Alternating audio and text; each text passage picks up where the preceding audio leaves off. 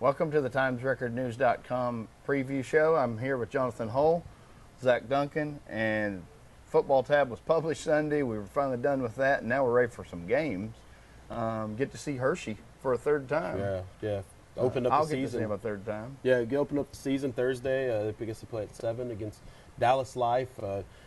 Long-time rivalry, right? Yeah, long-time rivalry. Coach Young's talked to me about how they try to get. He was trying to get his players some different experiences with who they played this year, and because they always kind of play the same teams over and over. Chance to go 1-0 against them. And chance to go 1-0 too. I mean, that's a team they probably go in as a favorite, and I don't think it's the last time Hershey's going to be a favorite this year either, though.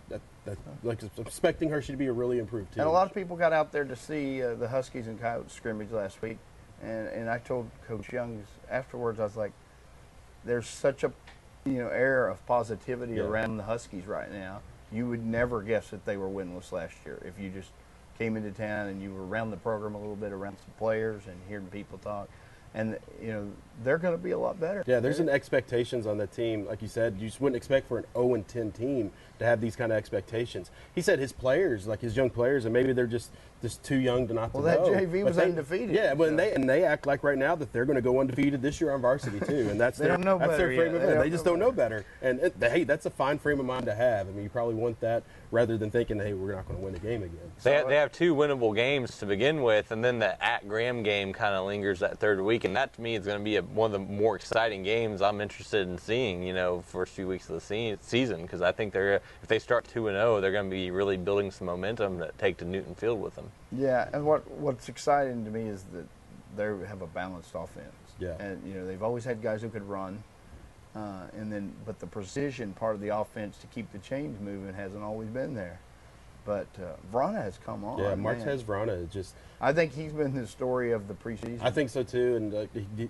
No, I haven't seen a lot of the players. I said this yesterday in the office. Well, you haven't seen everybody, but it's hard for me to think there's going to be a more improved varsity player from last year to this year than Martez Vrana. Just because we saw he struggled last year. I mean, it was a tough thing for him last year. He just looked like he wasn't big enough. He wasn't fast enough. The game was. It was a new level, and he was having to learn, and they were outmanned sometimes. It's day and night. I mean, and we're just judging it from scrimmages, but what he's done in the scrimmages has just been overly impressive, and I'm expecting high things. I really am. Yeah, but we're not blowing smoke saying that's an offense you want to watch. That is. It is. Yeah. And then the next night, I'll be out the stadium with Ryder and Mansfield Legacy.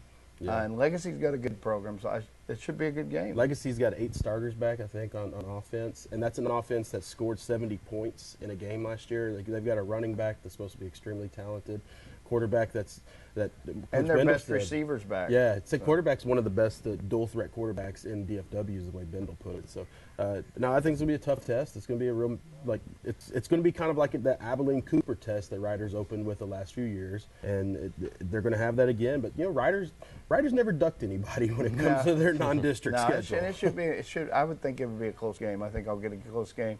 You'll be heading out to Sweetwater for the long trip to the Mustang Bowl. Yeah, I'm looking forward to that. Coyotes. I grew up playing in the Mustang Bowl myself, being from Big Spring, so I'm kind of looking forward to get out to the Mustang Bowl. It's been upgraded a little bit. It has been. But I think one of the first games I ever covered as a sports writer, too, is in the Mustang Bowl. And so I'm really looking forward to get out there. It's a tough matchup for Old High. Sweetwater, they're a Class 4A team. They're a good Class 4A team. They've had a really good run with Coach Mobley there. They won 12 straight games last year before getting knocked out by Crum. And that was kind of an upset, too, when Crum beat them. They're a talented team. They lost, a D1 receiver, Mitchell Lawrence. I think he's at UNT now, but they got a good running back. They still got a quarterback back. Coach's kid's one of the best defensive players.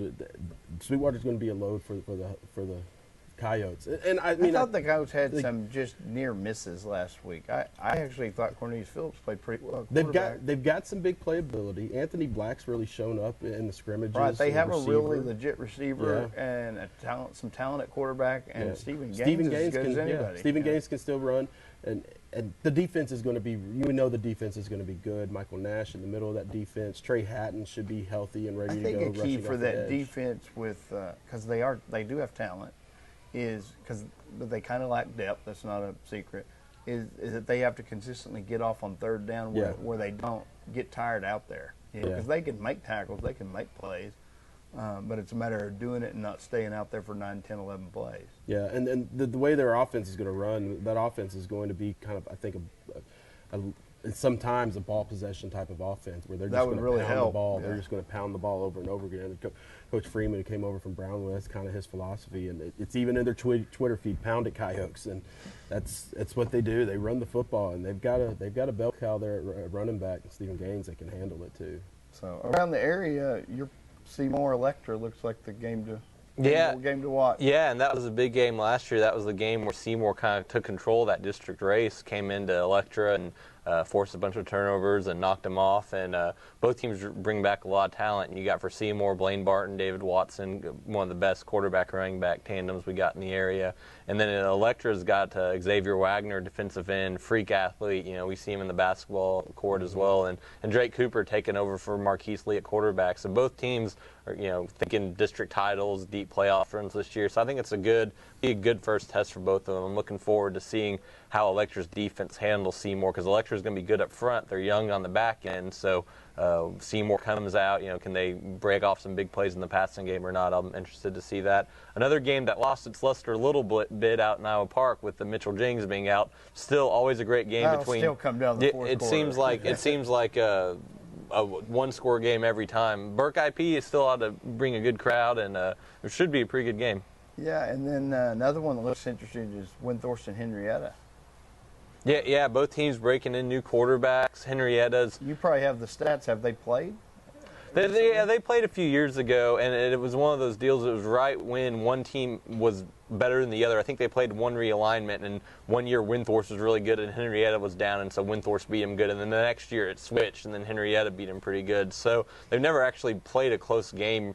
They haven't played mini games recently. Two of our more consistent programs. Oh, yeah. And I'm interested. I think Henrietta wins this. I'm interested how close does Windthorst keep it. It's kind of like last year with Electra. Electra opened up with Henrietta, and they played pretty well, and they kept it, 2-3 score game. Forecast for Electra. And so that's the thing. I mean, if Windthorst beats Henrietta, that'll be an amazing win for them. But even if they lose by a couple touchdowns, I think you walk away if you're the Trojans feeling pretty good. It's a game both fan bases are really excited about too, though, for those two programs kind of hook up and play again on the gridiron. I know a lot of guys from Windthorst, and they're really pumped about that first one with Henrietta. Yeah, there have been a few years here, they haven't played much. There are a few years where it's been a great game, when both teams were really solid. And it may be a really good game on Friday, I don't know, but it's nice to see them playing. A couple area games I'm also interested in. Graham going to Sanger. Graham's kind of an unknown, a lot of new players, but stable program. I think that should be a pretty good game. And Sanger's a team we're interested in being in Hershey's district now too, so for what I hear, they got a good quarterback and got some holes to fill in the offensive lines, but they got skill position. They won 10 games last year, exactly. And I think the only team that beat them in the regular season was Argyle. So no shame in that. And then another game that's just kind of piques my interest a little bit. Hawley going to Monday. Monday had a bummer finish to their season last year, but they got some good guys coming back, real athletic. Hawley won that area district, the 4-2A area district last year. They have Quay Stokes, a running quarterback, coming back. He's a junior, third year starting, and so I don't know if Monday can win that game, but even if Monday barely loses, I think that's a good sign for them. So I think we'll know a lot. Vernon kind of begins their run of they almost have a Champions Tour list of their schedule. I don't think anyone really always wants to play Abilene Wiley, but sometimes you have to. And I think they'd scrimmaged in the past. Yeah, and they played them. They'd played them the last 2 years, middle of the season. It's one of those things for Vernon.